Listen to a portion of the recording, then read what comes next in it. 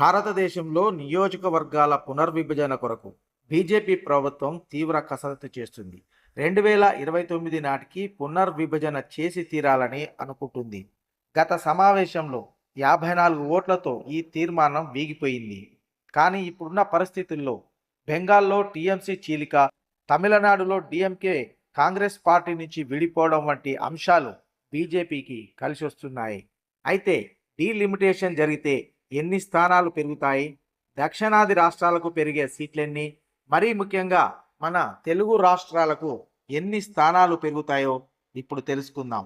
ప్రధాని ఆర్థిక సలహా మండలి సూచనల ప్రకారం లోక్సభ స్థానాలు 543 నుండి 824కు పెంచాలనుకుంటున్నారు.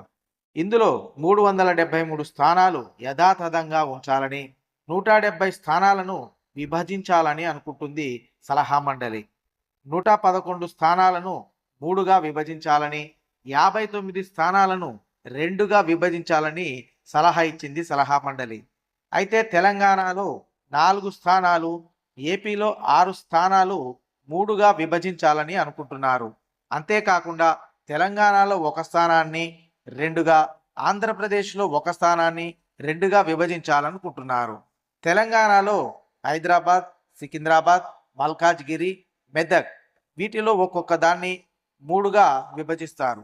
చేవెళ్లను 2 స్థానాలుగా విభజించాలనుకుంటున్నారు. దీంతో తెలంగాణలో 17 స్థానాలు కాస్త 26కు పెరగనున్నాయి.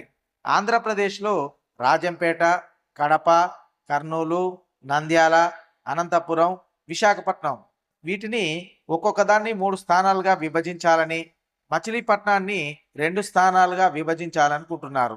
దీంతో ఆంధ్రప్రదేశ్లో 25 స్థానాలు 38 స్థానాలుగా పెరగనున్నాయి.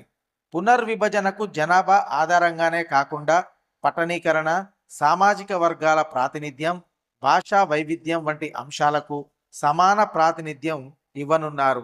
అంతేకాదు చిన్న రాష్ట్రాలు, కేంద్రపాలిత ప్రాంతాల్లో అక్కడ ఉన్న స్థానాలను రెట్టింపు చేయాలనుకుంటున్నారు. పెద్ద రాష్ట్రాల్లో 50% సీట్లు పెంచాలని అనుకుంటున్నారు. ఇప్పుడున్నటువంటి సీట్లలో దక్షిణాది రాష్ట్రాల వాటా 23.7% ఉంది. డీలిమిటేషన్ జరిగినా కూడా 23.7% కొనసాగేలా చూడాలనుకుంటున్నారు.